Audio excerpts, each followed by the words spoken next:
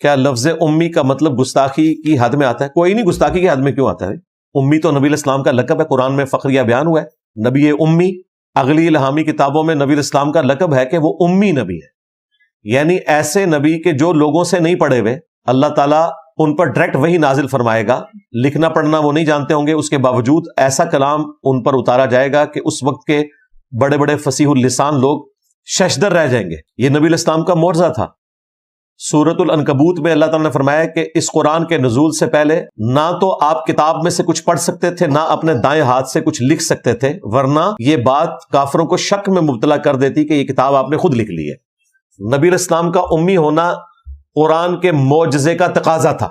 اگر آپ لکھنا پڑھنا جانتے ہوتے تو کوئی وام ڈال سکتا تھا کہ یہ کتاب نبی الاسلام نے خود سے لکھ لی ہے۔ تو اللہ تعالیٰ نے اس شک کو ختم کرنے کے لیے آپ علیہ السلام کو امی بنایا۔ تو نبی الاسلام کا امی ہونا کوئی گستاخی نہیں ہے، یہ آپ کا فخر ہے۔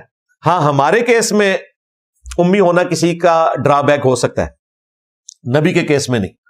اب آپ سوچ رہے ہوں گے کہ یہ کیسے ہو سکتا ہے کہ اگر کوئی خوبی ہے تو سب کے لیے خوبی ہونی چاہیے، اگر کوئی خامی ہے تو سب کے لیے خامی۔ بالکل ایسا نہیں۔ شعر کہنا ایک خوبی ہے، ڈاکٹر اقبال کی مشہوری کی وجہ کیا ہے؟ ان کے اشعار ہیں نا۔ لیکن نبی الاسلام کے لیے کیا فرمایا اللہ نے؟ وَمَا عَلَّمْنَاهُ الشِّعْرَ وَمَا يَنبَغِي لَهُ، ہم نے اس نبی کو شعر کہنا نہیں سکھایا، نہ یہ ان کی شان کے شایان شان ہے۔ عام بندے کے لیے شاعر ہونا خوبی ہے، حضرت حسان کی خوبی ہے نا شاعر ہونا، عیب تو نہیں ہے نا۔ لیکن نبی کے حق میں شاعر ہونا خامی ہے، قرآن کہہ رہا ہے۔ تو یہ ہو سکتا ہے کہ کوئی ایسی چیز جو عام بندے کے حق میں خوبی ہو، نبی کے حق میں وہ خامی ہو۔ دو مثالیں میں نے آپ کے سامنے رکھ دی۔ تو اس لیے امی کا لفظ کوئی گستاخی نہیں۔ امی کے اوپر میری تفصیلی ویڈیو ریکارڈ ہے، کیا نبی الاسلام لکھنا پڑھنا جانتے تھے۔